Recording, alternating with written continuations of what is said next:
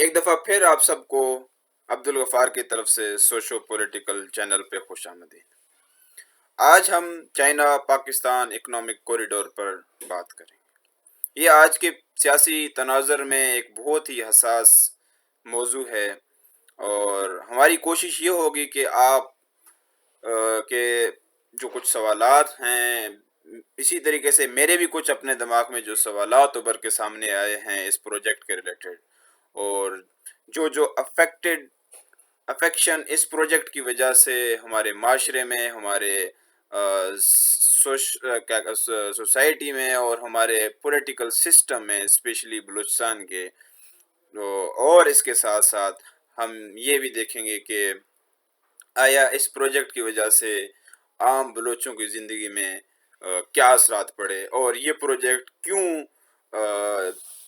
جو ہے نا بالکل خستہ حالی کی شکار میں ہے، اور کیوں اس پروجیکٹ پہ مزید کام نہیں کی جا رہی ہے۔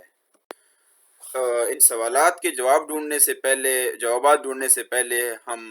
اس پروجیکٹ کے تھوڑی سی تاریخ پہ بات کریں گے۔ یہ پروجیکٹ نواز شریف کی حکومت میں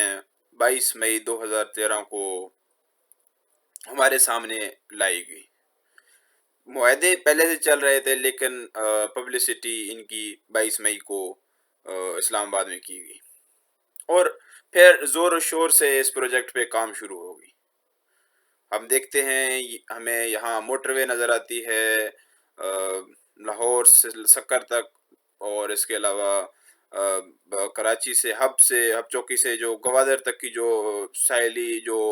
پروجیکٹ بنایا گیا، اس کے علاوہ گلگت میں ہمیں کچھ حصوں میں اس پروجیکٹ پہ جو کام کیا گیا اس کے کچھ اثرات ملتے ہیں۔ لیکن جب سے نواز شریف کی حکومت ختم ہو گئی، خان صاحب کی حکومت جب آئی، تو پھر اس کے بعد ہمیں اس پروجیکٹ پہ آہستہ آہستہ جو پبلک کی نظر تھی،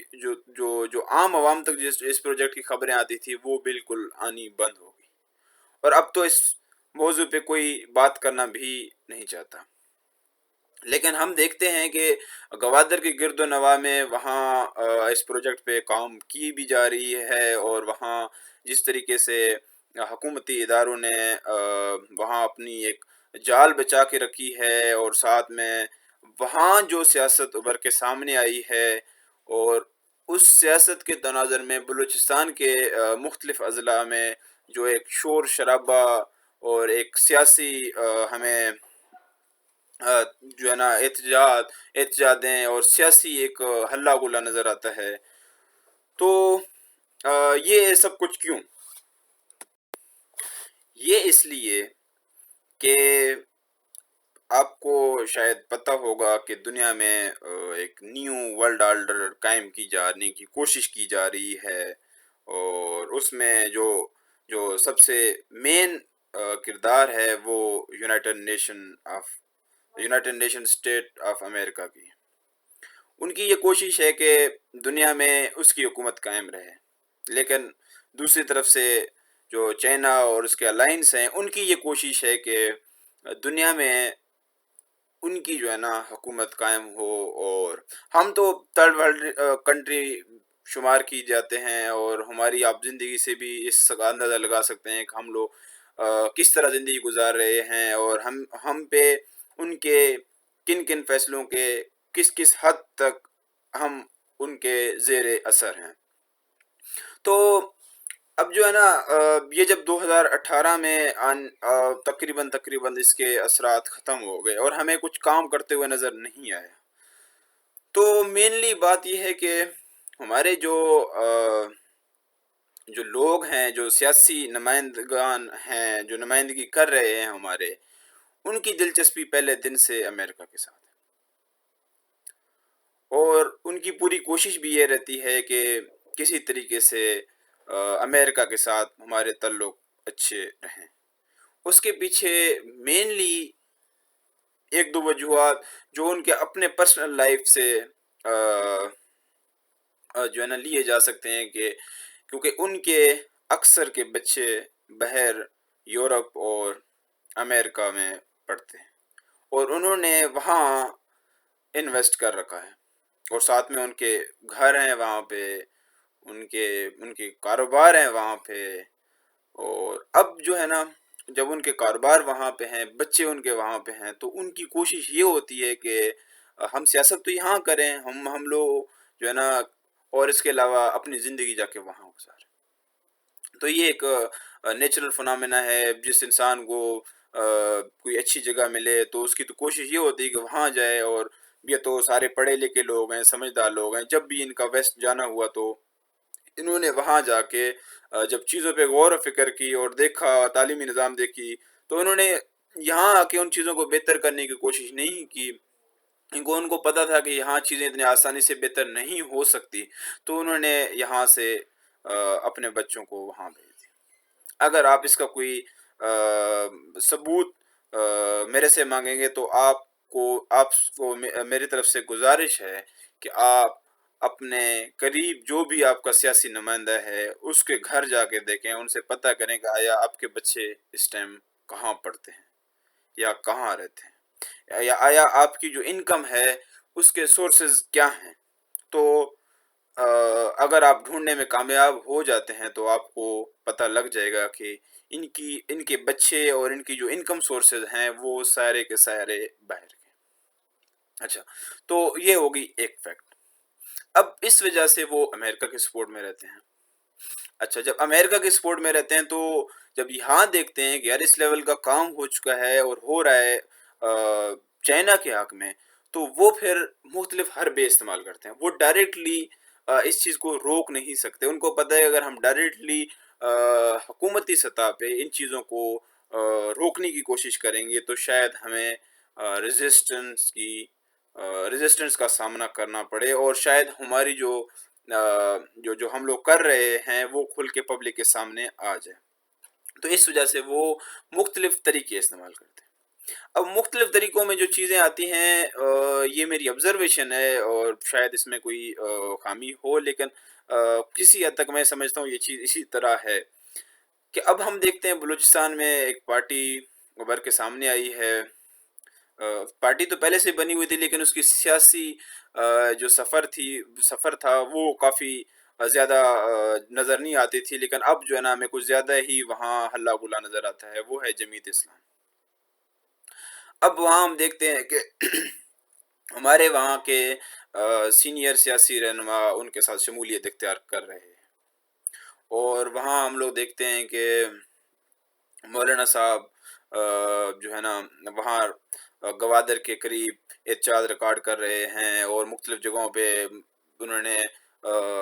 مطلب حکومتی گاڑیاں روکنے کی کوشش کی ہیں، اور مطلب بہت سارے مطلب کہ مسئلے وہاں پیدا ہو رہے ہیں۔ تو یہ مسئلے کہاں سے پیدا ہو رہے ہیں اور کیوں پیدا ہو رہے ہیں؟ یہ دراصل امریکہ کی جو پالیسی ہے اس میں یہ رائٹ ونگ پولیٹکس جو ہے نا، یہ تھرڈ ورلڈ کنٹریز میں رائٹ ونگ پولیٹکس، اور اسپیشلی جہاں ریلیجن کا کوئی زیادہ جو ہے نا ہمیں اثرات نظر آتے ہیں، جس طریقے سے پاکستان میں پریکٹیکل ریلیجن، اور ویسے بھی ہم 97% مسلم ہیں، تو اس بنا پہ وہاں ان کو یہ پتہ ہے کہ یہاں اسلام کے نام پہ جتنی سیاست کی جا سکتی ہے اور جتنے آسانی سے لوگوں کو مطلب ان کو جگایا جا سکتا ہے، ان سے کام لی جا سکتی ہے سیاسی تناظر میں، تو وہ بہت آسانی سے کر سکتے ہیں۔ تو اس وجہ سے انہوں نے کیا کیا، انہوں نے اپنے حکومتی جو ہمارے نمائندگان ہیں، اور کیونکہ میں نے تو آپ کو پچھلے ویڈیوز میں بتا دیا تھا کہ ہمارے وہاں جو حکومت قائم کی جاتی ہے، یا پھر اس میں جو انٹرفیرنسز رہتی ہے وہ تو اسٹیبلشمنٹ کی رہتی ہے۔ اب جب اسٹیبلشمنٹ کی انٹرفیرنس اس میں رہتی ہے، ٹھیک ہے، تو اچھا ان کو یہاں سے جو آرڈر پاس کیے جاتے ہیں، وہاں انہوں نے گوادر کے ایریز مطلب جو سراؤنڈنگ میں اور مختلف جگہوں پہ انہوں نے بیریئر لگا دیے، اور جو وہاں کے کامن فشر مین تھے تو ان کو انہوں نے وہاں جانے سے بند کر دیا، اور وہاں جو ان کے جو 5,000-6,000 سال سے جو ان کا ایک ذریعہ معاش تھا وہ بند ہو گیا۔ انہوں نے بند جان بوجھ کے کیا، ان کو پتہ ہے کہ یار یہ ہو بھی سکتی ہے، لیکن انہوں نے یہ کہہ دیا کہ بھائی چائنا حکومت کہہ رہی ہے کہ ہمیں سیکورٹی ایشو ہے، تو مطلب we don't like to any common person in Gwadar port, ٹھیک ہے، even near to the Gwadar port. اب کیا ہوا؟ اب انہوں نے پھر اس کی جو ہے نا اس کا جو رد عمل تھا وہ تو سامنے آنی تھی پبلک کی طرف سے۔ اور وہ جو رد عمل سامنے آئی ہے انہوں نے آگے کس کو کر دیا، آگے کر دیا رائٹ ونگ کے پولیٹکس کو۔ اب وہ رائٹ ونگ کا پولیٹکس استعمال کر رہے ہیں، اور وہ پھر اب آگے بھی چل کے یہی ہونا ہے، اور وہ یہ کہ آگے انہوں نے جو ہے نا جو مولانا صاحب ہیں ان کو جتا کے کسی طریقے سے الائنس بنا کے بلوچستان اسمبلی میں لے کے آنا۔ اب وہ جب اسمبلی میں لے کے آئیں گے تو ہوگا کیا، تو ہوگا یہ کہ وہ مطالبات بڑھائیں گے کہ بھائی یہ جو سی پیک ہے اس میں ہماری جو ہے نا شیئر بڑھا دو، ہمیں چیزیں دو، ہمیں مطلب وہ اتنا تنگ کر دیں گے کہ چائنا مجبور ہو جائے گی، کسی حد تک مجبور ہو جائے گا۔ اب جو چائنا کی مجبوری ہوگی اس کا فائدہ کس کو ہوگا؟ اس کو فائدہ امریکہ کو ہوگا۔ اب شاید آپ میری بات کو جو ہے نا ایک طریقے سے سمجھ سکے ہوں گے کہ امریکہ کس طرح یہ دنیا میں سیاسی جو ان کا ایک گیم چلتا رہتا ہے وہ کس طریقے سے چلتی ہے کہ وہاں سے آرڈر پاس کرتے ہیں یہاں اسلام آباد، اور اسلام آباد والے اپنے حربے استعمال کر کے آگے سے ان چیزوں کو روکنے کی کوشش کرتے ہیں، اور وہاں جو چیزیں ہوتی ہیں پھر ان کے اثرات آپ کے پروجیکٹ پہ پڑتے ہیں، اور جب پروجیکٹ پہ ان کے اثرات پڑتے ہیں تو وہ پھر